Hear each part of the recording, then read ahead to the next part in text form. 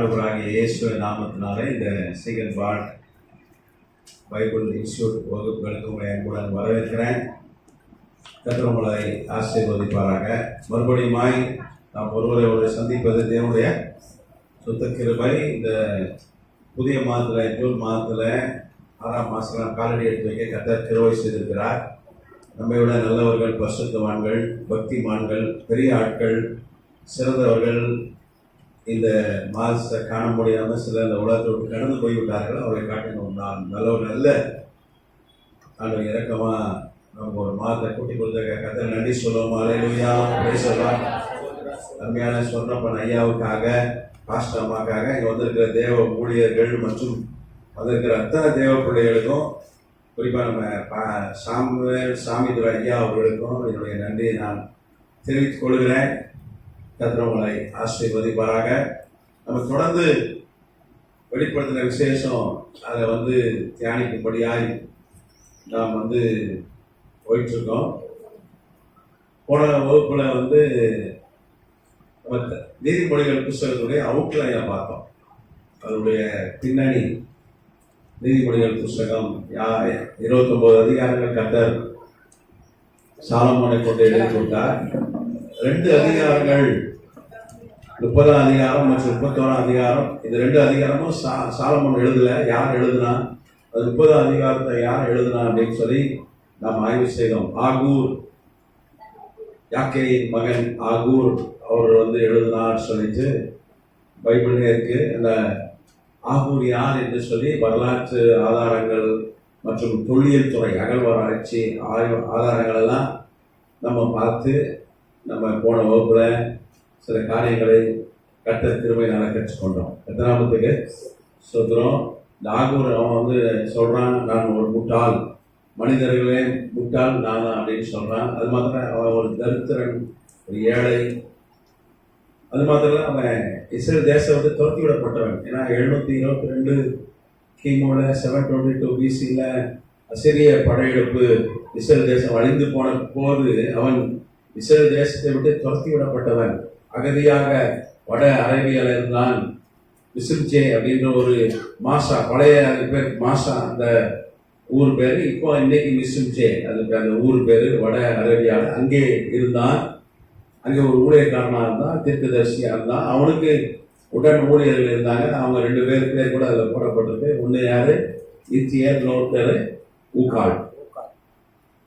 எலியா கூட ஒரு எலிசா தான், மோசே கூட ஒரு யோசுவா தான். இவங்க தான் ஆண்டவர் 2 பெரிய, இந்த ஊகாலும் சரி இத்தியரும் சரி, மிகப்பெரிய ஊழியக்காரராக இருந்தாலும் சொல்லி வரலாறு சொல்லி 2 ஊழியர்களை எழுப்பிப்பான். நிறைய ஊழியர்கள் இருப்பான். அந்த 2 பேர் டாப்பு பெரிய ஊழியர்களாக எழுப்பிட்டு போய் கர்த்தர் உதவி செய்தார். அவன் வீடெல்லாம் கண்டுபிடித்திருக்காருன்னு சொல்லி நான் பார்த்தேன். ஜெர்மன் நாட்டு தொல்லியல் துறை விஞ்ஞானிகள் மாலாவ் அப்படின்ற ஒரு டாக்டர் மாலாவ் தலைமையில அவன் வீட்டெல்லாம் கண்டுபிடிச்சிருக்கான்னு சொன்னேன். அவன் வீடு மிகப்பெரிய அரண்மனை,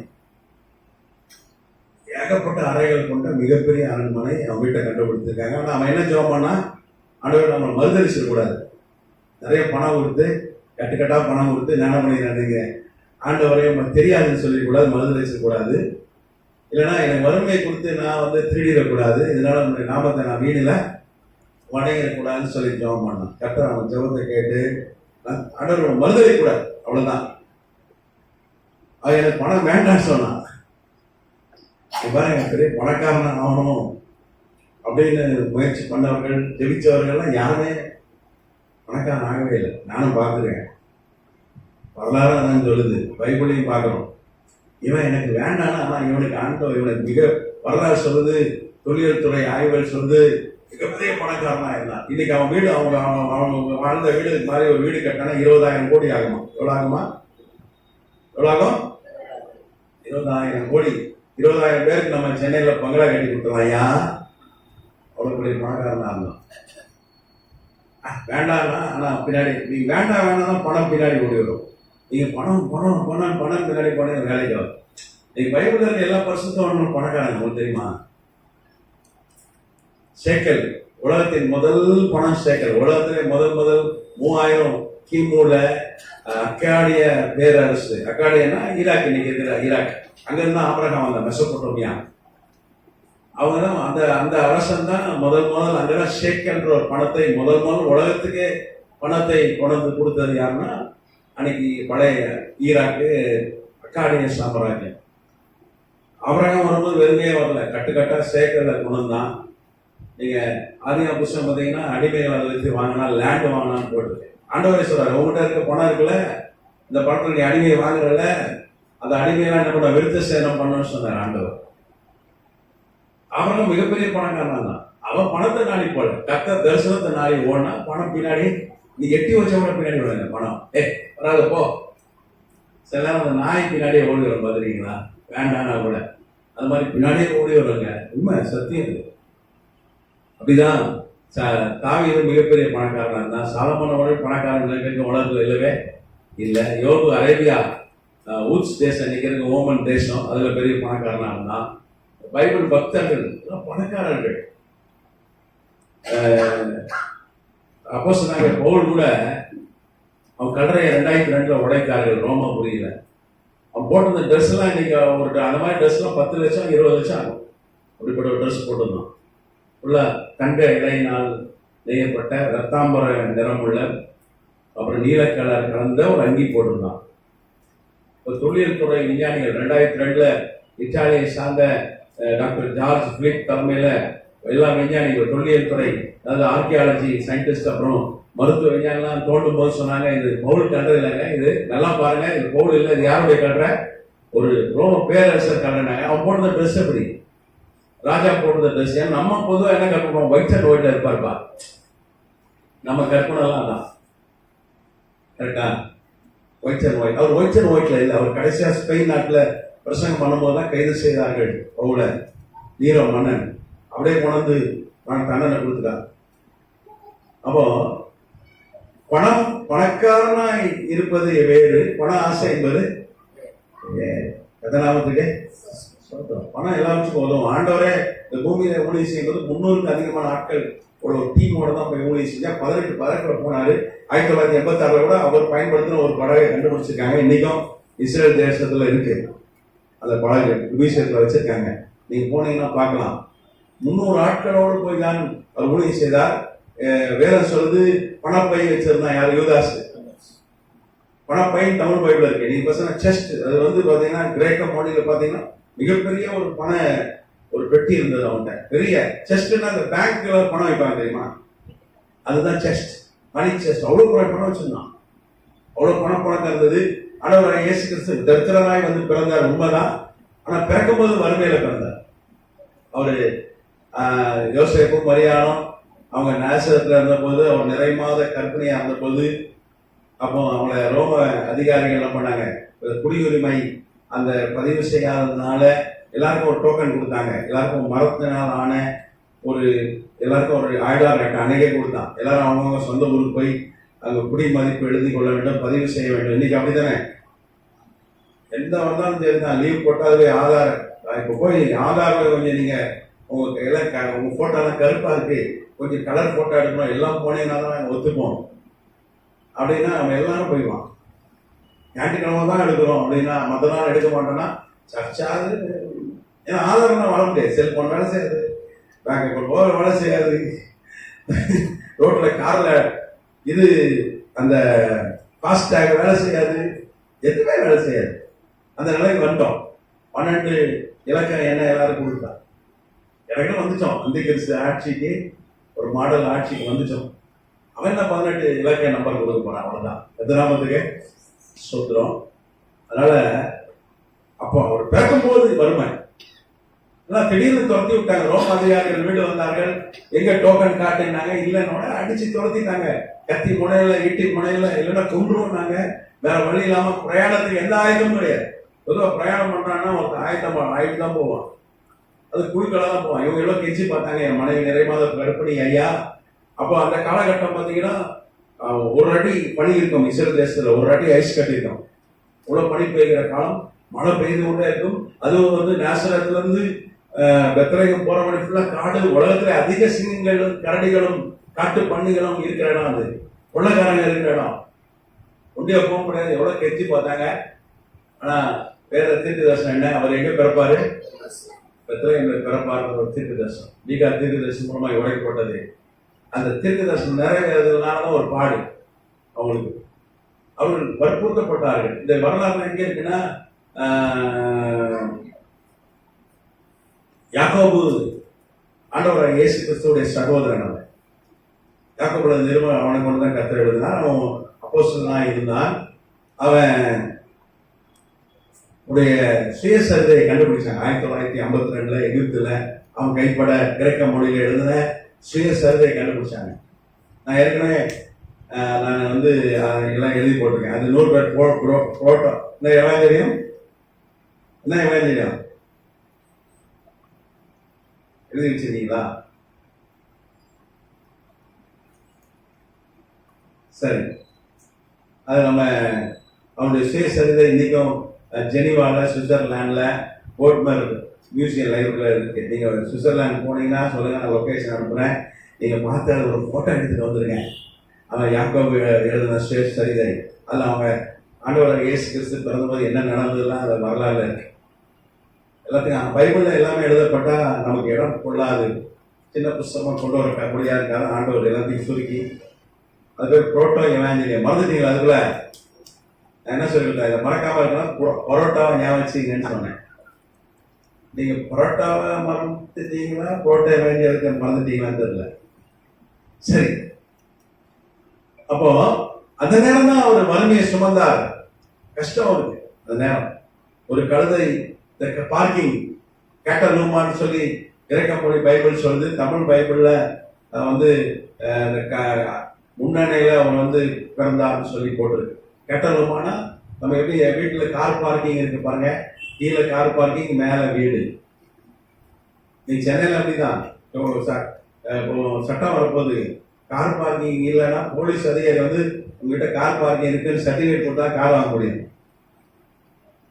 நான் ரோட்ல விட்டுக்கிறேன், மரத்தடியில் விட்டுக்கிறேன்னா முடியாது. சென்னையில் அப்படி வரப்போகுது.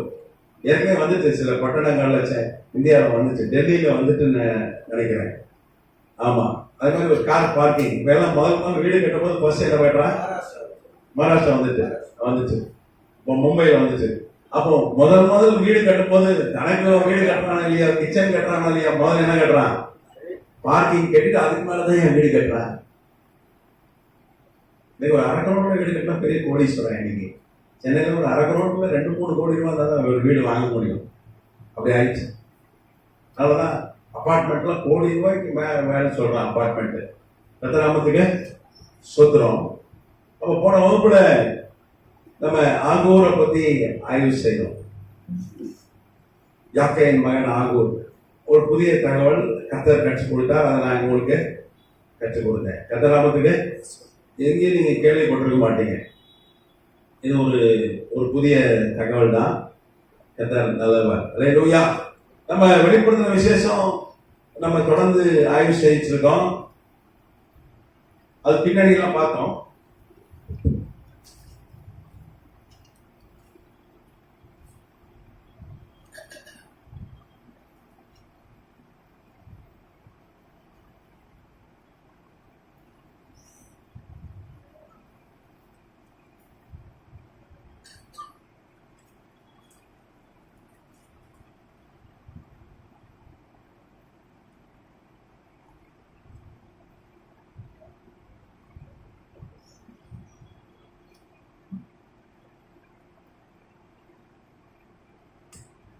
வெளிப்படுத்தின விசேஷத்துல நம்ம 7 சபைகளை பார்த்தோம். 7 சபைகளும் 7 சபை காலம்.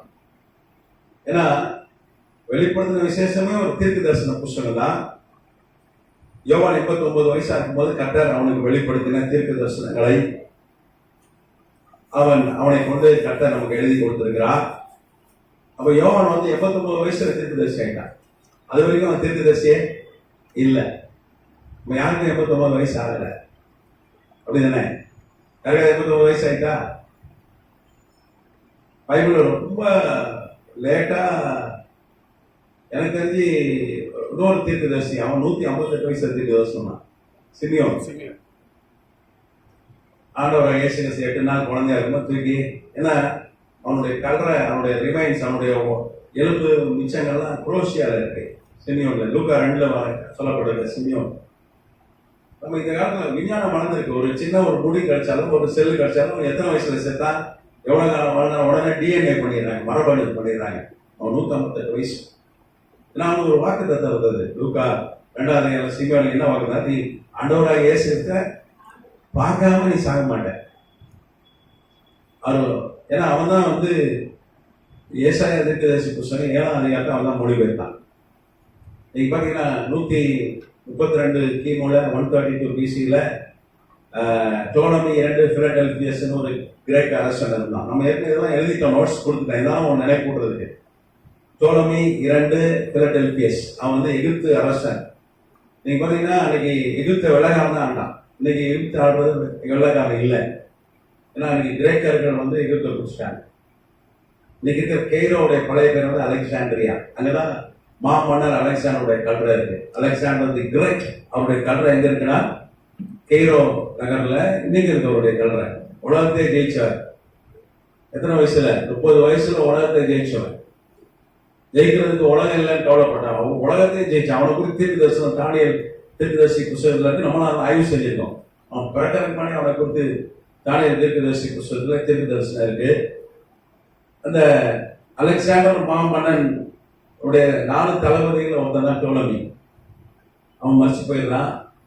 உலகத்தின் 4 பேர்ட்ட பிரிச்சு கொடுக்கப்படுகிறது. இந்த டோலமி தான் எகிப்துக்கு அரசன் ஆயிடுறான், வெள்ளக்காரன். அங்கேதான் கல்ற இருக்கு. உடனே அலெக்சாண்டர் பெரிய பட்டம் கட்டுறான். அதான் இன்னைக்கு கெய்ரோ. அது பழைய பேர் அலெக்சாண்ட்ரியா. அப்போ அது ஒரு பெரிய லைப்ரரி கட்டுறாங்க. நம்ம ஊர்ல கூட ஒரு பெரிய லைப்ரரி இருக்கு. எங்க இருக்கு சொல்லுங்க? சென்னையில கன்னிமரோட பெருசு இங்க இருக்கு. கோட்டூர் கொடுத்துல அண்ணா நூற்றாண்டு பெரிய லைப்ரரி, மிக பெருசு. அந்த மாதிரி ஒரு பெரிய லைப்ரரி. அன்னைக்கு இந்த டோலமி 2 பிலடெல்பியஸ் கேட்கறான். அவன் விக்கிரகாரன் தான். அவன் ஜூபிட்டரை வணங்கினால தான் விக்கிரகங்களை வழிபட்டவன் தான். கிரேக்கர்கள்லாம் வந்து ஜிஎஸ் போன்ற விக்கிரகங்களை வணங்கினாங்க. அவன் விக்கிரகாரன் சேகர் தான். ஆனா அன்னைக்கே பைபிள் தான் உலகத்தின் புகழ் பெற்ற புத்தகம். இன்னைக்கும் உலகத்துல நம்பரோட புத்தகம் என்னது? பைபிள் தான்.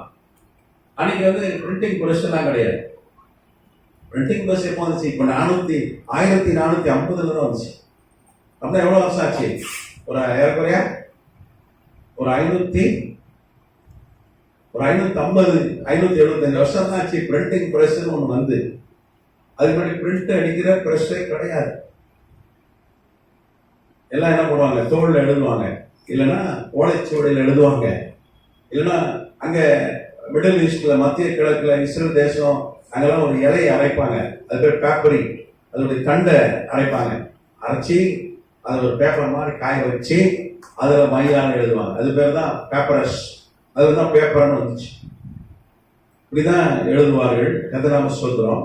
அன்னைக்கு பிரஸ் எல்லாம் கிடையாது. அவன் என்ன பண்ணா, அந்த பேப்பரஸ்ல பைபிள் எனக்கு அது எங்க கிரேக்க மொழியில வேணும். ஏன்னா பைபிள் பழைய ஏற்பாடு தான் இருந்தது. அன்னைக்கு 132 கிமுனா பழைய ஏற்பாடு தான். புதிய ஏற்பாடே எப்போ வந்துச்சு? 45 கிபியில தான் முதல்ல யாக்கோபு கொண்டு கர்த்தர் எழுதி கொடுத்தார். யாக்கோபு எழுதி நிறுவனம். கடைசி புத்தகம் எழுது வெளிப்படுத்துற விசேஷம் 96 கிபி 96 AD தான். அப்போ அந்த 132 காலகட்டத்துல பழைய ஏற்பாடு முடிஞ்சிச்சு. மத்திய வரைக்கும் எழுதி முடிக்கப்பட்டு விட்டது. ஆனால் அதை வந்து மொழிபெயர்க்கணும். எல்லாம் ஹீப்ரூ லாங்குவேஜ், எபிரேய மொழியில இருந்தது. எபிரேயத்துல இருந்து கிரேக்க மொழிக்கு மொழிபெயர்க்கிறதுக்காக அவன் என்ன பண்ணான்? பணம் செலவு பண்ணி 72 கிரேக்க மொழியிலும் எபிரேய மொழியிலும் புலமை பெற்ற, அதே நேரத்தில் அதில் பக்தியான யூதர்களை நியமித்தான். அதுல ஒரு ஆள் தான் சிமியோன். ஏசாயா தீர்க்கதரிசி புத்தகம் வந்து மொழிபெயர்க்கிற அந்த பொறுப்பு அவனுக்கு கொடுக்கப்பட்டது. அதுல ஒரு கண்ணி கற்பவதையாக ஒரு குமாரனை பெருவாள் போடுங்க. அவனுக்கு ஒரே குழப்பம். என்னடா கண்ணி எப்படியா பிறக்கும்? கண்ணிக்கு ஒரு எடுத்து காப்பி. ஏன்னா 2 வருஷத்துல விட்டா நகர் எடுப்பார்கள். பார்த்து எழுதுவோம். ஏன்னா தோல் சொல்லி 2 வருஷத்துல கட்டுறோம், அது வெடி கூட்டுறோம். அதனால அது அழிஞ்சிடும், எழுத்துலாம். இப்ப கூட பாருங்க, சில கடை பில்லாம் கொடுத்தானா 6 மாசத்துல அழிஞ்சிடும். சில கடையில இந்த ரிலையன்ஸ் மாதிரி கடைகள்ல, குரோமா ஷோரூம் மாதிரி கடையில போய் நீங்க பொருள் வாங்கினீங்கன்னா அவன் ஒரு பில் தருவான். அவனே சொல்லிடுவான், ஐயா அது ஒரு வாட்டி செராக்ஸ் எடுத்துருங்கய்யா, இல்லைன்னா இது என்ன ஆயிடும்? அழிஞ்சிடும். அழிஞ்சு போனோடனே அவன் வந்து ஒரு பிரிண்ட் தான் அழிஞ்சிடும் அப்படின்னு. இப்போ நம்ம செராக்ஸ் எடுத்துக்கிறோம், செல்போனில் ஃபோட்டோ எடுத்து வச்சுக்கிங்க ஏன்றா. நம்ம என்ன பண்ணுறோம், செல்போனில் ஃபோட்டோ எடுத்து நம்ம வச்சுக்கிறோம், ஸ்கேன் பண்ணி வச்சுக்கிறோம். அன்னைக்கு என்ன பண்ணுவாங்க, 2 வருஷத்துக்குள்ள அழிஞ்சிடும். அதை உட்காந்து இரவு பகலும் எழுதுவாங்க. ஒரு நாளைக்கு 40 பக்கம். நல்ல அதுக்குன்னே கல்யாணம் கூட பண்ணாம எக்ஸ்டர்னேஷன் ஒரு இயக்கம், ஒரு வேத பாரகர், வேத பண்டிதர்கள் அவங்களாம் உட்காந்து என்ன பண்ணுவாங்க, அவங்களையில தூங்கி எழுந்த உடனே தலையில தண்ணியை ஊற்றிக்கிட்டு போய் உட்காந்து இரவு வரைக்கும் எழுதுவாங்க. எழுதிக்கிட்டே இருப்பாங்க. அவங்க வேலை வேற ஒன்றும் கிடையாது. நான் அங்கே போனேன், காது குத்துக்கு போனேன், ஃபங்க்ஷன் போனதான் கிடையாது, சுற்றி பார்க்க போனேன்னோ அவங்க உட்கார்ந்து எழுதிக்கிட்டே தான் இருப்பான். அவன் எழுதுனால தான் நீ பைபிள் மகிழ்ச்சி. எப்படி அவெல்லாம் அர்ப்பணிப்போட நமக்கு அத்தனை வேத பண்டிதர்கள் அன்னைக்கு இருந்தாங்க. ஒரு நாளைக்கு 40 பக்கம் எழுது. இன்னைக்கு இருக்கிற மாதிரி பேனா அன்னைக்கு கிடையாது. தொட்டு எழுதுனையா. இன்னைக்கு அப்படி இல்லை, சசன்னு எழுத முடியாது, எழுதணும். அப்படிதானே? நாங்களாம் சின்ன வயசாக இங்கு ஊற்றி எழுதுவோம் பேனா. நேரம் ஒரு கடைக்கு, ஸ்கூல் விட்டு இருக்க ஒரு கடைக்கு போவோம். அவன் பாட்டில் நிறைய இங்கு வச்சிருப்பான். 5 பைசா கொடுத்தீங்கன்னா ஒரு இங்கு ஊற்றி கொடுப்பான். அதுதான் நாங்கள் எழுதணும் அந்த காலத்தில். ஒரு பேனா பார்த்தீங்கன்னா எப்பா அது 5 வருஷம் கூட வச்சிருப்போம், 10 வருஷம் கூட வச்சிருப்போம். அதுக்கு இங்கு வாங்கி மாட்டுவோம், நூல் சுற்றிருப்போம், பெரும்பாலும் லீக் ஆகும். இந்த காலத்து பசங்கள்லாம் கொடுத்தீங்கன்னா நடக்குமா? இந்த காலத்து பசங்க வேற, சூழ்நிலையே வேற. நாங்கள் படிக்கும்போது அப்படிதான் பெரிய விஷயம். அது ஹீரோன்னு ஒரு பேனா உண்டு, சைனாக்கு நான் பாருங்க. அது ஒருத்தன்னா அவன் தான் பெரிய கிளாஸ்லேயே பெரிய அவன் தான் படாக்கிறேன். எனக்கு ஒரு சொந்தக்கார ஹீரோ பேனா கிஃப்ட் கொடுத்தாங்க. அதை வந்து பாப்பான் அவங்க எனக்கு ஒரு கிஃப்ட் கொடுத்தாங்க. அன்னைக்கு ஹீரோ பேனா அன்னைக்கு 10 ரூபா. அந்த காலத்தில் 10 ரூபா. அன்னைக்கு 10 ரூபா பெரிய காசு. அது இருக்காது. அப்படிதான் வந்து நம்ம காலம் தான். ஆனால் அன்னைக்கு அப்படி இல்லை, தொட்டு எழுதணும். 40 பக்கம் எழுதுறது ரொம்ப கஷ்டம். 20 வரைக்கும் எழுதுவாங்க. அப்படி எழுதி காப்பி எடுத்து தான் நம்ம கீழே பைபிள் வந்திருக்கிறது. எவ்வளோ பேர் தியாகம் பண்ணியிருக்காங்க தெரியுமா? பைபிளுக்காக 6 கோடி பேர் செத்துருக்காங்க. நம்ம வரலாறு தெரியாது. ரத்த சாட்சியாய் பைபிளுக்காக 6 கோடி பேர் செத்துருக்காங்க வரைக்கும். நமக்கு தெரியாது. நம்ம நினைச்ச யாரும் ஒருத்தன் வேலை வெட்டி இல்லாமல் அச்சடிச்சு தரான், அதை நம்ம உட்காந்து படிக்கிறோம், நம்ம படிச்சுட்டு இருக்கோம். இல்லை, அவ்வளோ தியாகம், அவ்வளோ வந்து பேர் உழைச்சிருக்காங்க. அதனால இவரு சிமியோன் என்ன பண்றாரு, அதை எப்படி கண்ணி கற்பதியாக குமாரன் பெறுவார் டவுட்டா இருக்கு. டவுட் வந்தா யாருக்கே நம்ம கேட்போம். படிச்சவர்கள் அவங்க யாருக்கும் சொல்ல தெரியல. உனக்கு கத்திரட்டே கேட்கிறாரு, ஜெபம் பண்ண. நம்ம ஆண்டவர் சொல்றாரு, எப்பா நான் தான் வந்து இந்த பூமியில ஒரு கண்ணி வைக்கல, நான் வந்து பிறப்பேன். நீ என்ன பண்ணுவ, என்னை பார்த்துட்டு தான் சாக. ரட்சகரை பார்க்காம நீ சாக மாட்ட. ஆனா கடைசி வரைக்கும் அவங்க வந்து பரிசுத்தாவில நிரம்பி இருந்தார். தேவாலயத்துக்கு வந்ததுனால அவங்க வீட்டுக்கு வரல. 8வது நாள் குழந்தையாருக்கும் தேவாலயத்துக்கு தான் வந்தார் ஆண்டவர். ஆண்டவருடைய சத்தத்தை கேட்டார். இவர் மாத்திரம் கேட்கலன்னு வைங்க, கட்சி வரைக்கும் பார்க்காம செத்து வைப்பார் மனுஷன். நான் பரிசுத்தாவியான தான் பேசுறேன், வந்துட்டேன், குழந்தைய பிறந்து வந்துட்டாரு ஏசு அப்படின்னு சொல்லி பேசுறதுனாலதான் தேவாலயத்துக்கு வந்து ரட்சகரை பார்த்தார். இப்போ வேதம் சொல்லுது, பரிசுத்தாவியான மனிதனோடு என்றென்றும் போராடுவது இல்லை. ஆண்டவர் சொல்லுவாரு, நீ சொன்னவன கீழ் குறைஞ்சான். இப்ப எல்லாத்தையும் பேசுறாரு. பரிசுத்தாவியானவர் யாரோடு பேசுகிறார். புதிய ஏற்பாட்டுக்காரர் பேசிக்கிட்டே இருக்க, கேட்கறதுக்கு காதுள்ளவன் நம்ம எங்க, அவர் பேசிட்டு இருக்க, நம்ம பாட்டுக்கு அதை கேட்கறதும் இல்லை, அதுபடி செய்யறதும். கொஞ்ச நாள் பேசுவார், அப்புறம் விட்டு போயிடுவார். அப்புறம் யார் பேச ஆரம்பிச்சிருவா? பரிசுத்தாவியானவர் பேசுறது நிறுத்தணும். யார் பேசுவா? வேற ஆள் பேசுவான். யாரு? லூசிபர், பிசாசு பேச ஆரம்பிச்சிருவான். அதுக்கப்புறம் ஐயோ காதுல ஒரு சத்தம் கேட்குதுங்க. யாரும் சத்தம் கேட்கும், செத்துரு, நீ ராத்திரியே செத்துருவ, இப்படி இந்த மாதிரி சத்தம் கேட்கும். எப்போ பரிசுத்தான சத்தத்தை கேட்கறத நம்ம நிறுத்தணுமோ, அவன் யார் சத்தம் கேட்க ஆரம்பிச்சிடும்? அவன் தான் எப்போதான் ஆண்டவர் போவாரு, நம்ம நின்ன எப்போ காலி ஆகும் அண்ணன்.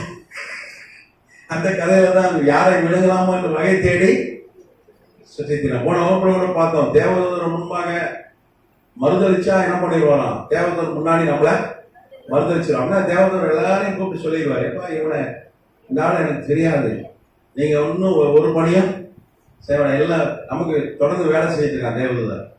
எதை சொல்லுது, நம் பாதம் கல்லில் இடாதபடிக்கு சங்கீதம் 91 கைகளை ஏந்தி கொண்டு போற. அவன் தான் பாதுகாக்கிறான், ஆண்டவர் கட்டளை இடுறாரு, பாதுகாக்கிறான்.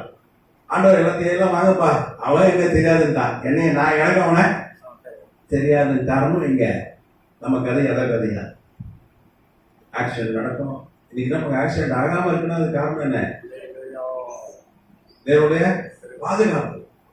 அது மாதிரில எபிரேயர்ல வாசிக்கிற 1 பணிவிடை ஆவியை நமக்கு வச்சிருக்காரு. நம்ம எத்தனை பேரை பயன்படுத்தலாம், நம்ம போன வகுப்புல சொன்னேன். எத்தனை தேவதூதரை பயன்படுத்திக்கலாம்? 72,000. 12 லேகியம், ஒரு லேகியன்றது 6,000. 72,000 பேர் நம்ம யூஸ் பண்ணிக்கலாம், வேலை வாங்கிக்கலாம். ஆனா வாழ்நாள் முழுக்க ஒரு 72 தேவதூதரை நம்ம வந்து வேலை வாங்குறது இல்லை. நமக்கு கொடுத்தாலும் நமக்கு அதை வச்சுட்டு அனுபவிக்க தெரியல. நமக்கு தேவதூதரை வேலை வாங்குறதுக்கு ஆண்டவர் எவ்வளவு கோட்டா கொடுத்திருக்காரு? 72,000 பேர் வேலை வாங்குங்க. அவன் சும்மா உட்கார்ந்து இருக்கிறான், வேலை தரமாட்டிக்காங்க. நான் என்ன பண்றது? அவன் வேலை வாங்கணும், வேலை வாங்கணும். கொண்டு வா, ஓ கூட்டு வா, எடுத்துட்டு வா அப்படின்னு இயேசு நாமத்தில் அவன் என்ன பண்ணணும்? வேலை வாங்கணும். தேவன் நமக்காக பணிவிடை செய்கிற பணிவிடை ஆவியாக இருக்கிறான். கர்த்தர் நாமத்துக்கு ஸ்தோத்திரம். அவன் யோவானுக்கு பத்மத்தீவுல யோவானு ஒரு ஏறக்குறைய 2 வருஷம் இருந்த பொழுது அவருக்கு அப்பமும் ரசமும் தண்ணியும் உணவும் கொடுக்க ஆள் இல்லை. அங்க யாரு அவங்க எப்படி சாப்பிட்டுருப்பாங்க 2 வருஷம்? அவங்க யோசிச்சு பாருங்க. ஒரு 40 நாள் வேணா கர்த்தருடைய வல்லமையில உபவாசத்துல தச்சு, அதுக்கப்புறம் செத்து போயிடுவான் மனுஷன். தேவதூதரெல்லாம் பணிவிடை செய்தாரு. ரிச்சர்ட் உம்பரன் ஒரு ஊழியக்காரர் ருமேனியால 25-30 வருஷம் சிறைச்சாலையில் இருந்தாரு. ருமேனியா கம்யூனிஸ்ட் ஆட்சி. இவர் பிடிச்சி போட்டாங்க ஜெயில. இருட்டு ரூம்பு, பாதாள அறை, தண்ணி கிடையாது, சோறு கிடையாது, லைட் கிடையாது, ஒண்ணு கிடையாது, சாப்பிட்டுன்னு போட்டாங்க. ஆனா இவர் தேவதூதர்களை வேலை வாங்கி வாங்கி அவர்களுடைய ஒரு பணிவிடை செய்தார்கள் என்று வரலாறு சொல்லுது. அவங்க சாப்பாடு அவருக்கு எழுதுறதுக்கு பேனா அவரு அங்க எழுதினார். சிறைச்சாலை இருக்கும்போது எழுதினார். என்ன எழுதினார் தெரியுமா? டார்ச்சர் ஃபார் கிரைஸ்ட், கிறிஸ்துக்காக உபத்திரம் அப்படின்னு சொல்லி ஒரு புஸ்தகத்தை எழுத, ரொம்ப ஃபேமஸான ஒரு புஸ்தகம். இங்க உள்ள ருமேனியால போட்டாங்க. ஐநா சபை தலையிட்டு ஒரு விடுதலை கிடைச்சது. கர்த்தர் நாமத்துக்கு. ஸோ அந்த யூடியூப்ல பார்க்கலாம். ரிச்சர்ட் உம்பரான் அவருடைய வீடியோஸ்லாம் பழைய ஆளு, ரொம்ப பழைய ஆளு. தேவதூதர்களை வேலை வாங்க முடியும் அப்படின்றதுக்கு அவர் ஒரு சாட்சியா இருக்கிறார். கர்த்தர் நாமத்துக்கு. எது கொண்டு வாங்க, ஆள் இருந்தா அவங்க வேலை செய்யலாம். ஆளே இல்லை. சிலர் சொல்றாங்க, எங்க ஒரு பாஸ்டர் ஐயா சொல்றாரு டிவியில, எங்க வீட்டுல எல்லாரும் ஊருக்கு போயிட்டாங்க, நான் ஒண்டி இருந்தேன், என்ன சாப்பிடலாம்னு யோசிச்சிருந்தேன், பரோட்டா வாங்கி திங்கலாமா இல்லை நூடுல்ஸ் வாங்கி சாப்பிடலாமா, ஃப்ரைட் ரைஸ் வாங்கி சாப்பிடலாம் யோசிச்சிருந்தேன். அப்போ ஒரு தேவதூதன் வந்தான், எனக்கு தோசை சுட்டு கொடுத்தா, சட்னி அரைச்சி கொடுத்தான். அப்படிலாம் செய்ய மாட்டான். இது புழுகு, அண்ட புழுகு, ஆகாச புழுகு. பிசாசு கூட வைக்கப்பட்டுருவான். இது ஒரு ஆள்கிட்ட டிவியில சொல்றான். நான் ஏற்கனவே சொல்லியிருக்கேன், நம்ம தம்பி ஒருவர் நல்ல பாட்டெல்லாம் பாடுவார். அவர் ஒரு காரியம் சொன்னார். அவர் டிவியில அதை கேட்டார். நான் அப்போ கேட்கல.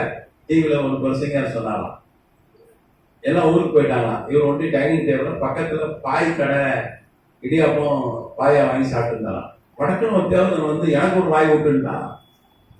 நானும் உடனே ஒரு வாய் ஓட்டிட்டேன். அவர் சொன்னது சாப்பிட்டுட்டு என்ன ருசியா இருக்கு, இந்த மாதிரி ருசி பரலோகத்துல இல்ல, வந்தது பிசாசா இருக்கும் நினைக்கிறேன். பரலோகத்துல தான் ருசியான உணவு. மண்ணாவை கொடுத்த தேவதூர் அப்பம் அம்மா பொய் கொடுக்கலாம். இப்படி கொடுக்குறதுக்கு அவன் எங்கேயாவது எங்க கொள்ளை அடிக்கலாம், படிப்பறி பண்ணலாம், எல்லாம் புழுகிட்டு. சிலர், எல்லாரும் இல்ல, நல்ல ஊழியர்கள் இருக்கிறார்கள். உடனே எங்களுக்கு வேணும் ஒரு 2,000 வேணும்ட்டான். நான் 2,000 பார்சல் வாங்கி கொடுத்தேன். 2,000 பார்சல் மறுநாள் எடுத்துட்டு போவேன் தான். யாரு தேவதை எடுத்துட்டு போவேன் தான். அப்போ போகும்போது கேட்டேன், நீங்க 2,000 பார்சல் வாங்கிட்டு போறீங்க, நான் கஷ்டப்பட்டு வாங்கி கொடுக்குறேன், நீங்க தேவதன் வந்தீங்கன்னு சொன்னா யாரும் நம்ப மாட்டாங்க, எனக்கு ஒரு அடையாளம் வேணாலும் ஒரு ரெக்கையை உடச்சு கொடுத்துட்டு போனாலும். கையில ஒரு வெள்ளை கோழி இறகை காட்டலாம் அந்த டிவியில. எப்படிலாம் போய் எப்படி அப்பா புழுகிறான் பாரு. அப்படிலாம் வந்து பயிற்சி செய்ய மாட்டான். கோழி ரெக்கத்தான். அப்படியெல்லாம் பணிவிடை செய்ய மாட்டான். எதுக்கு நீங்க பாருங்க, பைபிள் பாருங்க. எலியாவுக்கு வந்து ஒண்ணு யாருமே இல்லை. அப்பா என்ன பண்ணான்? அவன் தான் என்ன பண்ணான்? அப்பன் சுட்டு கொடுத்தானா இல்லையா? ஆமா, வேதம் சொல்றது ஆண்டவராய் இயேசு கிறிஸ்து வனாந்தரத்துல இருந்தா 40 மாசம் பசி எடுத்தது ஒண்ணுமே இல்லை. தேவதூதர் வந்து பணிவிடை செய்தார்கள்.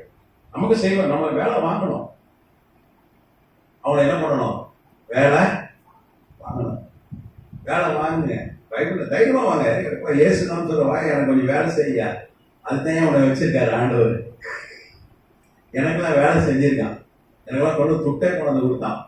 நான் கோயம்புத்தூர் ரயில்வே ஸ்டேஷன்ல இருக்கும்போது நான் என்ன சொல்லியிருக்கேன்.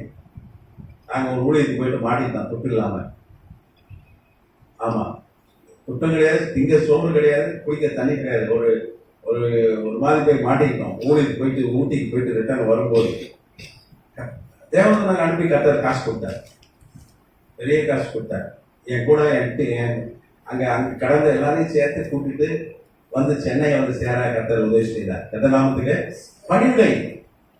அப்ப தேவதூர்கிட்ட சொல்லிடுறாரு, இன்னாரு வந்து என்ன மறுதளிச்சிட்டான், அதனால நீ என்ன பண்ணு, ஒரு பையன் அவனுக்கு வேலை செய்யக்கூடாது. அவ்வளவுதான், முடிஞ்சு போச்சு. அவன் ஆட்டம் க்ளோஸ். பேதர் அப்படிதானே மறுதளிச்சான். ஆனா வாயில மறுதளிச்சான். ஆனா நம்ம தீர்த்துல சொல்றது சில செயல மறுதளிக்கிறாங்க. அவங்க வாயில ஆண்டவரே ஆண்டவரே நாங்க ஆண்டவர் பிள்ளைன்றாங்க, ஆனா செயல் எப்படி பண்றாங்க? மறுதளிச்சு. அவங்களுக்கும் தேவதூதர்கள் வந்து இருக்க மாட்டாங்க, போயிடுவாங்க. ஏன்னா செயலையும் மறுதளிக்கூடாது.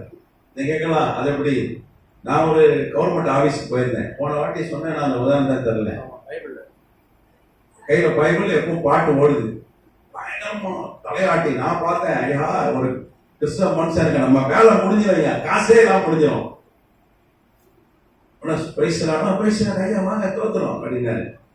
நான் ஊழிய சிறையா லீவ் நல்ல கிராமங்கள்லாம் போய் ஊழிய சிறையா பார்த்தா அப்படியே எனக்கு பக்தி பரவசம், ரொம்ப ஹாப்பி ஆயிட்டேன். காசே இல்லாம நம்ம வேலை முடிய போகுது. நான் ஆனா அதிக லஞ்சம் வாங்கினது தான் கேட்டேன். இந்த காசை எடுத்துட்டு போய் தான் நான் என்ன பண்ண போனேன். ஆனா வெளியே என்ன சொல்றாரு, நான் தேவனுடைய பிள்ளை, தேவனை ஊழியர் செய்யறேன்றாரு. பார்க்கவே முடியாது என் வாழ்க்கையில ஆளெல்லாம். சரி, வரலாம் சொல்றான், ஐயோ அவ்வளவு பக்திங்க கிறிஸ்டின்ல, ஐயோ சாமியாருங்க அவர் அப்படின்றான். ஆனா சாமியார் என்ன கேட்கிறாரு, அதிக லஞ்சம், கம்மியா வழக்கமா கொடுக்க வேண்டிய லஞ்சத்தை விட எக்ஸ்ட்ரா லஞ்சம் வாங்கிட்டா சரி விட்டார். அப்ப இவங்க என்ன பண்றாங்க, ஒரு பக்கம் நாங்க தேவனுடைய பிள்ளைன்றாங்க, வாயில மறுதளிக்கல, செயல் என்ன பண்றாங்க. ஆமா, ரோட்ல சண்டை போட்டா, கோவப்பட்டா, தூஷண வார்த்தை பேசினா 4 பேர் சொல்லுவாங்க, இவனா ஒரு கிறிஸ்டின் இப்படி இருக்கான். அப்போ நம்ம மறுதளிச்சிடறோம் ஆண்டவரை. லஞ்சமானா தாங்க 4 பேர் பாக்குற மாதிரி சண்டை போட்டாலே முடிஞ்சு போச்சு. ஆண்டவரை மறுதளிச்சிடறோம். நம்ம மறுதளிச்சா உடனே கூப்பிட்டு சொல்லிடுவார் தேவதூதர், அவன் மறுதளிச்சிட்டான், நீங்க என்ன பண்ணிருங்க, கெட்டவன் வெளியே வாங்க அப்படின்றது. அதோட கதிதான். பேதர் பாவம் செஞ்சா மன்னிப்பு கேட்டான், மன்னிச்சிட்டார் ஆண்டவர். திருப்பி அவனை என்ன பண்றாரு, மன்னிப்பு கேட்டா மன்னிச்சுவார் ஆண்டவர். தான் தெரியாம மறுதளிச்சிட்டேன் பண்ணி. ஆனா இது ஆகூர் தான் மறுதளிக்கவே இல்லை. அவன் ஜோம் பண்ண, நான் மறுதளிக்க கூடாது, ஏன்னா ஜெபிக்கணும். நம்ம ஆகூர் மாதிரி நான் மறுதளிக்கவே கூடாது. ஆண்டவர் சொன்னாரு பேதரை பார்த்து, எப்ப உடனே கோதுமையை சொலவரை போட்டு உடைக்கிற மாதிரி உடைக்கிறதுக்கு பிசாசு ஆயத்தமா இருக்கிறான், அனுமதி வாங்கியிருக்கான், நீ ஜெபம் பண்ணுனாரு. விழித்திருந்து ஜெபம். அவன் நல்லா தூங்கிட்டான். 1 மணி நேரம் விழித்திருக்க கூடாதுன்னு கேட்டா, 1 மணி நேரம் ஜெபம் பண்ணி தப்பிச்சிருப்பான். அவன் டெய்லி எல்லாம் ஜெபம் பண்ண, ஆண்டவர்களை மறுதளிக்கவே, வாய் வார்த்தைனாலும் சரி செயல்கள்னாலும் சரி நான் என்ன பண்ணக்கூடாது, மறுதளிக்க கூடாது அப்படின்னு சொல்லி நம்ம என்ன பண்ணோம், செபிக்கலாம். போன வாரம் பார்த்தோம். இப்போ நம்ம முதலாம் முத்திரையை பார்த்தோம். முதலாம் முத்திரை வெளிப்படுத்தின விசேஷம். ஏன்னா 7 சபையை நம்ம ஆய்வு செஞ்சிட்டோம்.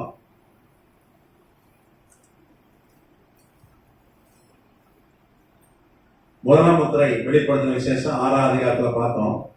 அதை நம்ம ஆய்வு செஞ்சிட்டோம்ல. இப்ப 2வது முத்திரை வாசிக்கலாம்.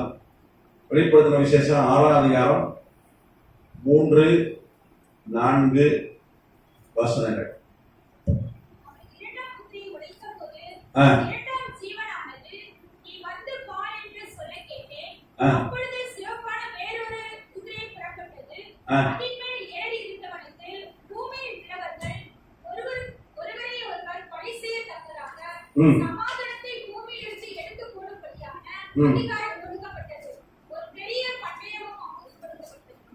கர்த்தநாமத்துக்கு ஸ்தோத்திரம். இங்கே 2ஆம் முத்திரையை ஆண்டவராகிய இயேசு கிறிஸ்து உடைத்த போது 2ஆம் ஜீவனானது நீ வந்து பார் என்று சொல்ல கேட்டேன். இங்க 4 ஜீவன்களை குறித்து வெளிப்படுத்தின விசேஷத்தில் சொல்லப்பட்டிருக்கு. 24 மூப்பர்களை குறித்து சொல்லப்பட்டிருக்கு. 24 மூப்பர்கள் யார் என்று பார்த்தோமா இல்லையா? அவர்கள் யார் என்று ரொம்ப தெளிவா நம்ம ஆய்வு செய்தோம். உங்களுக்கு யாருன்னு நீங்க தெரிஞ்சிருப்பீங்க. இந்த 2ஆம் முத்திரை அது அப்பவும் வந்து அந்த 2ஆம் ஜீவனானது 4 ஜீவனை பார்க்கறாங்க. ஒண்ணுக்கு வந்து தலை எப்படி இருக்கு, சிங்கம் மாதிரி இருக்கு. ஒண்ணுக்கு மனுஷன் தலை கழுக்கு, இன்னொன்னு காளை உடைய முகம். இப்படி 4 ஜீவனை பார்க்கறாங்க. அடுத்த வகுப்புல இந்த கர்த்தர் கிருபையினால அடுத்த வகுப்புல இந்த 4 ஜீவன் என்னன்னு பார்த்துருவோம். இன்னைக்கு நம்ம இந்த 2ஆம் முத்திரையை பார்த்துருவோம். அப்ப ஒரு சிவப்பான குதிரையை பார்க்கிறான். யோவான் ஒரு சிவப்பான குதிரையை பார்க்கிறான். ஒரு சிவப்பான குதிரை, சிவப்பு குதிரை.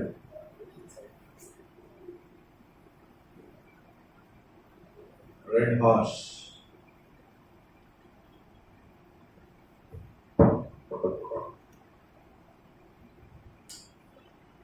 பாத்தீங்கன்னா அது மேல் ஏறி இருந்தவனுக்கு பூமியில் ஒருவரை கொலை செய்யத்தக்க சமாதானத்தை பூமியிலிருந்து எடுத்து போடும்படியான அதிகாரம் கொடுக்கப்பட்டது. ஒரு பெரிய பட்டயமும் அவனுக்கு கொடுக்கப்பட்டது. அவன் கையில் என்ன இருக்கு?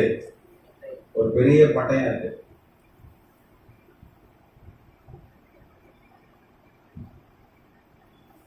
அது மேல் ஏறி இருப்பவன் அதனுடைய ரைடர்.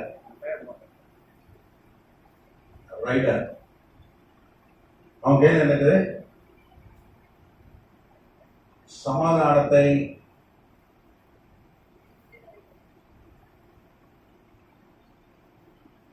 கெடுக்கிற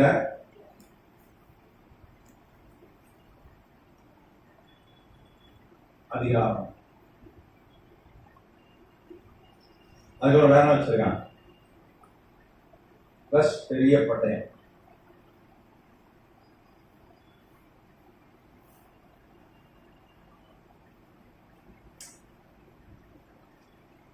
இந்த காட்சியை யோவான் காண்பிக்கிறார். யோவானுக்கு கர்த்தர் காண்பித்து கொடுக்கிறார். கர்த்தர் நாமத்துக்கு ஸ்தோத்திரம். நீங்க பாத்தீங்கன்னா வெளிப்படுத்துற விசேஷம் ஃபுல்லாமே இனி சம்பவிக்கிற போகிறவர்கள், நடக்க போகிறவர்கள். ஏன்னா வெளிப்படுத்துற விசேஷம் 1ஆம் அதிகாரம் 1ஆம் வசனம் சொல்லுது, சீக்கிரத்தில் சம்பவிக்க வேண்டியவளை நீ வந்து உனக்கு நான் வெளிப்படுத்துறேன் ஆண்டவர் சொல்றாரு. வெளிப்படுத்துற விசேஷம் 1ஆம் அதிகாரம் 20ஆம் வசனம் 19ஆம் வசனம் சொல்லுது, இவைகளுக்கு பின்பு சம்பவிப்பவைகளை எழுது. அப்ப எல்லாமே இனி நடக்க போகிற காரியங்களை தான் வெளிப்படுத்தின விசேஷம் கர்த்தர் யோவானுக்கு காண்பித்து கொடுக்கிறார். அவனுக்கு அப்ப 89 வயசு, 95 கிபியில அவன் வந்து இந்த தரிசனத்தெல்லாம் பார்க்கலாம். பத்மு தீவுல கிரேக்க தேசத்துல ஏஜியன் கடல் உள்ள இருக்கிற இந்த தீவு அங்க பார்க்கலாம். அப்போ இதுவும் வந்து அவன் இந்த காரியத்தை பார்க்கும்போது 89 வயது, 95 கிபி ஏடி. நம்ம இனி நடக்க போற காரியத்தை தான் அவனுக்கு காட்டுறாரு. முதல் காரியம் அது வந்து அடுத்த வருஷமே நிறைவேறிச்சு. நம்ம பார்த்தோம் வெள்ளை குதிரை, அது மேல வில்லு ஒருத்தன் எடுத்துட்டு வரான், ஏந்திட்டு வரான். தலையில என்ன வச்சிருக்கான்? ஒரு கிரீடம். நீங்க தமிழ் பைபிள் கிரீடம் என்று இருக்கிறது. நீங்க கிரேக்க மொழி தான் ஒரிஜினல் டெக்ஸ்ட். கிரேக்க மொழியில தான் யோவான் எழுதினான். யோவானுக்கு அந்த மொழியில் தான் வெளிப்படுத்தப்பட்டது. நம்ம 1706 அப்புறம் தான் நம்ம சீகன் பால் ஐயா மூலமா கர்த்தர் நமக்கு தமிழை மொழிபெயர்த்து கொடுத்தார். கர்த்தர் நாமத்துக்கு ஸ்தோத்திரம். 1525 இங்கிலீஷ் மொழிபெயர்ப்பு வில்லியம் டிண்டேன் என்கிற ஒரு ஊழியக்காரனை கர்த்தர் எழுப்பி அவர் தான் முதல் ஒரு 10,000 பைபிள் அச்சடிக்கிறதுக்கு கர்த்தர் கிருபை செய்தார். 1525, ஒரு 500 வருஷத்துக்கு முன்னாடி. அதுக்கு முன்னாடி அச்சடிக்கப்பட்ட பைபிள் இல்லை. அவர் தான் ஃபர்ஸ்ட் அச்சடிச்சு விநியோகம் பண்ணுகிறார். கர்த்தர் நாமத்துக்கு ஸ்தோத்திரம். அன்னைக்கு பைபிள் வந்து வீடுகளில் கிடையாது. பைபிள் வேணா சர்ச்சில் தான். அதுவும் ரொம்ப கஷ்டம். அப்பெல்லாம் போக்குமார்கள் உலகத்தை ஆண்ட காலம், ரொம்ப பேரரசராக இருந்த காலம். இன்னைக்கு பைபிள் தடிக்க விழுந்தா பைபிள், செல்போன்ல பைபிள், லேப்டாப்ல பைபிள், வாட்ஸ்அப்ல பைபிள்.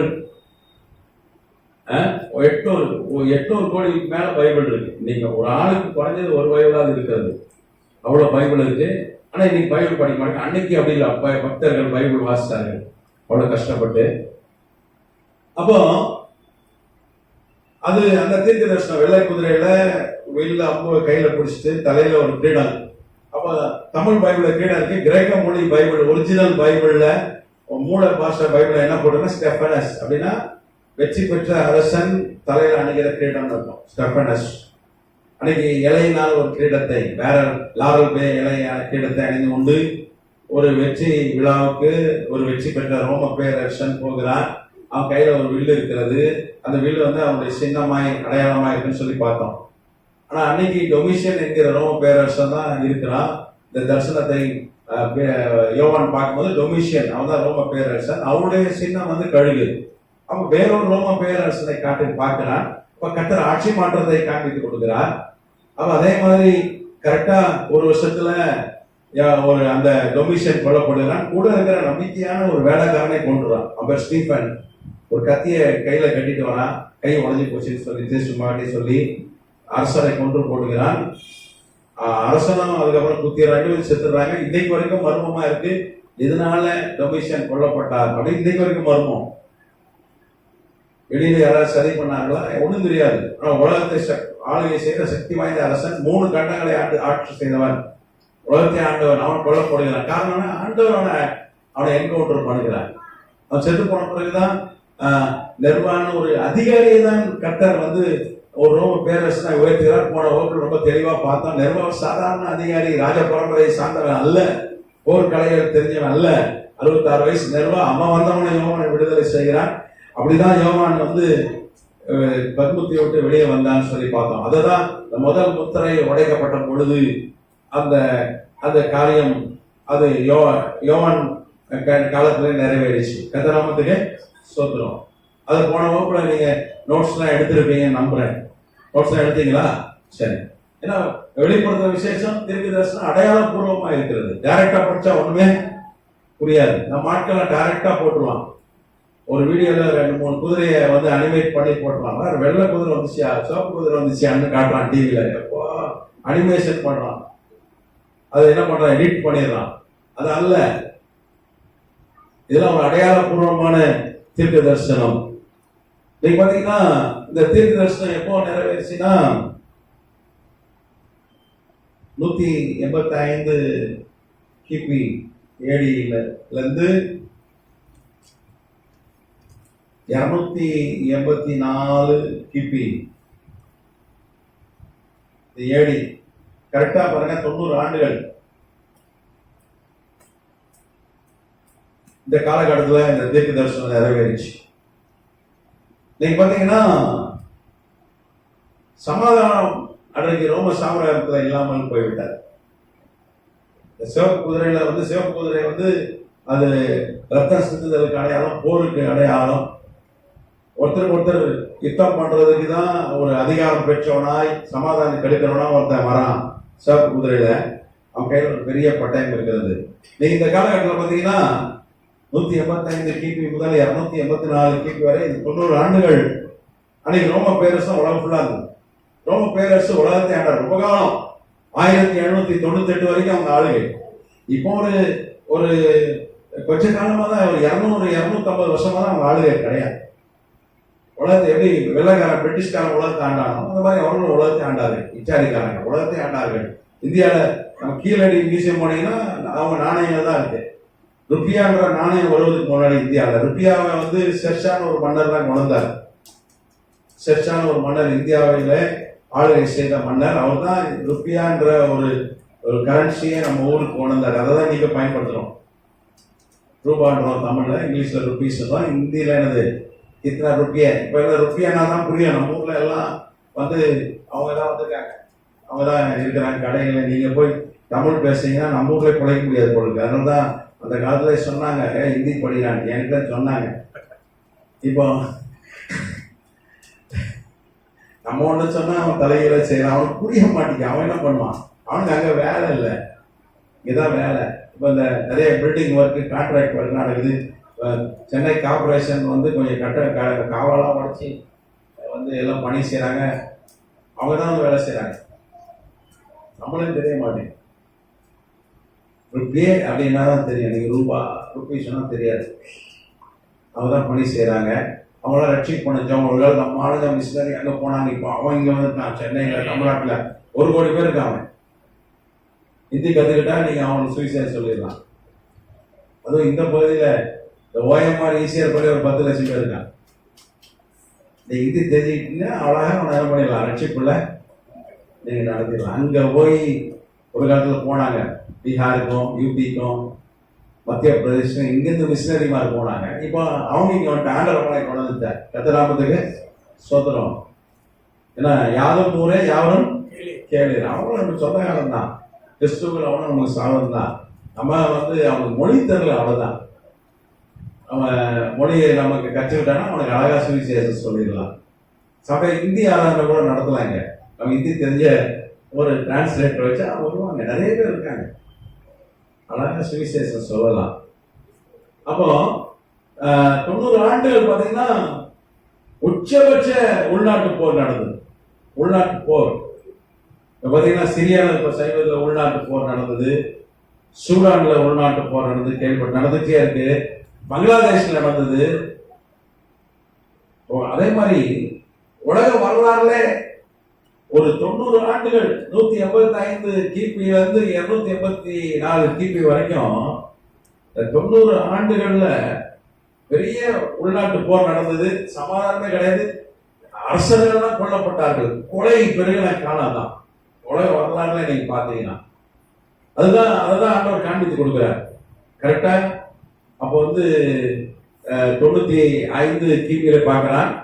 நீ கரெக்டா ஒரு 190 வருஷம் கழித்து இந்த தீர்க்கதரிசனம் நிறைவேறிச்சு. ஆஃப்டர் 90 இயர்ஸ், 90 ஆண்டுகள் காலமா இந்த சம்பவம் நடந்தது. 90 ஆண்டுகள்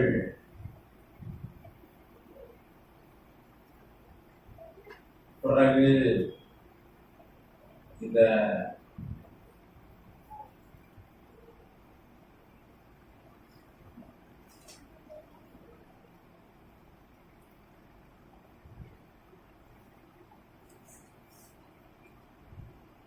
இந்த 90 ஆண்டு காலத்துல நான் சொன்னேன் உள்நாட்டு போர் உச்சத்துல இருந்தது. குழப்பம், கொலை, ரத்தம் ஆறு ஓடிச்சு. இந்த காலகட்டத்தில் பார்த்தீங்கன்னா 32 ரோம பேரரசர் கொல்லப்பட்டார்கள். எத்தனை ரோம பேரரசர் கொல்லப்பட்டார்கள்? 32. சாதாரண ரொம்ப சக்தி வாய்ந்தவர்கள், உலகத்தை ஆளுகிறவர்கள். இந்த காலகட்டத்தில் 32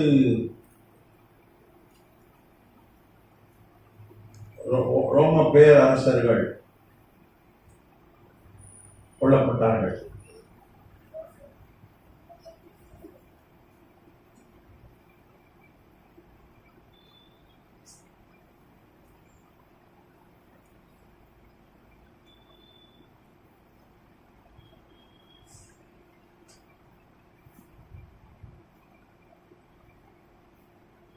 நீங்க பாத்தீங்கன்னா இந்திய தேசம் 1947 சுதந்திரம் கிடைச்சது. கரெக்டா? உண்மைதானே?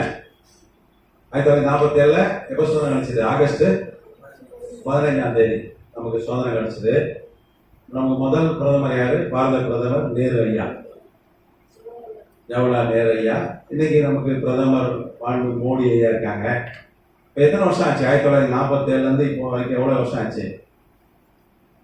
80 வருஷம். அப்போதான் 80 வருஷம் ஆச்சு. இதுதானே அன்னைக்கு ராஜாக்கள் எவ்வளவு பாதுகாப்பு இருக்கு தெரியுமா? எவ்வளவு இருக்கும். அப்படியும் 32 ரோம பேரரசர்கள் 90 ஆண்டுல கொல்லப்பட்டார்கள். நீங்க பாத்தீங்கன்னா ஒரு ரத்த ஆறு ஓடின காலம். அதுதான் யோவான் பார்க்கலாம். ஒரு சேப்பு குதிரை கையில ஒரு பெரிய பட்டயத்தோட வாளோடு ஒருத்தன் போறான். அவன் வந்து சண்டையை மூட்டுறது, போர் கொண்டு வருவது, சமாதானம் கெடுக்கிற அதிகாரம் உடையவனா இருந்தான்.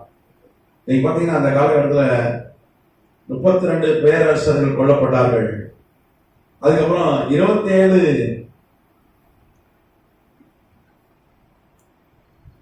பேரரசர்களாய் நியமிக்கப்பட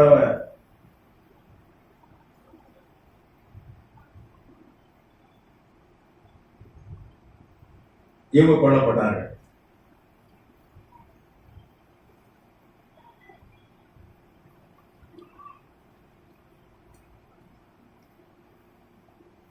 இங்கிலீஷ்ல பாத்தீங்கன்னா கண்டென்டர்ஸ்.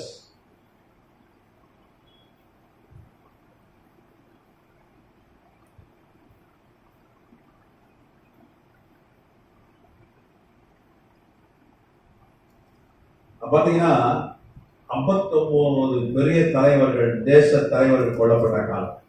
எப்படி இருந்துட்டு கொஞ்சம் பாருங்க. ரத்த ஆறு ஓடிச்சு. அதுதான் இதுவரைக்கும் அப்படி உலகத்தில் நடக்கவே இல்லை. அப்போதான் அந்த சம்பவம் நடந்தது. அந்த 90 ஆண்டுகள். அதுதான் கர்த்தர் யோவானுக்கு காண்பித்து கொடுக்குறார். சிவப்பு குதிரை, அது மேல ஒரு ஆள் இருக்கிறான், பெரிய கத்தி வச்சிருக்கிறான். அவன் போற சமாதானத்தை எடுக்கிற அதிகாரம் உடையவனா இருக்கிறான். சரி, இதான் வந்து இது வந்து நிறைவேறிச்சு. நம்ம தொடர்ந்து மற்ற காரியங்களை பார்க்கலாம். இப்போ நமக்கு வெளிப்பட்ட விசேஷம் புரியணும்னா நமக்கு ரோம பேரை வரலாறு தெரியணும். புதிய ஏற்பாடு நமக்கு புரியணும்னா ரோம வரலாறு படிச்சாதான் புரியும். வரலாற்று இந்த ரோம வரலாற்றுல தான் நான் உங்களுக்கு காண்பித்து கொடுக்குறேன். நாமத்துக்கு ஏதாவது கேள்வி இருக்கா? ஆண்டவர் தான் அனுமதிக்கிறார். 2ஆம் முத்திரை அவர் உடைக்கிறாரு. அப்போ ரத்த ஆறு ஓடு. உலகத்துல இப்படி நடந்ததில்லை. அவன் பெரிய தலைவர்கள் 59 பேர் 90 வருஷத்துக்கு கொல்லப்படுகிறார்கள். எப்போ போர் நடந்து கொண்டே இருந்தது. உள்நாட்டு போர் பயங்கர ஒருத்தர் அடிச்சுக்கிட்டே இருந்தான். ரத்தம் அங்கங்க சாவு, செத்து கொண்டே இருந்தால் ஆயிரக்கணக்கான மக்கள் தினத்தோறும் செத்து கொண்டே இருந்தார்கள். சரி, முடிச்சலாமா? மணிப்பூர், சிக்கிம்லாம் வெள்ளம், நாகாலாண்ட்லாம் நிறைய பேர் செத்துட்டாங்க. அவங்களுக்காக நம்ம ஜெபிக்கணும். நிறைய பேர் நூற்றுக்கணக்கான ஆட்கள் மறைச்சு போயிட்டாங்க. அவங்களுக்காக நம்ம ஜெபிக்கணும். கேள்வி இருக்கா?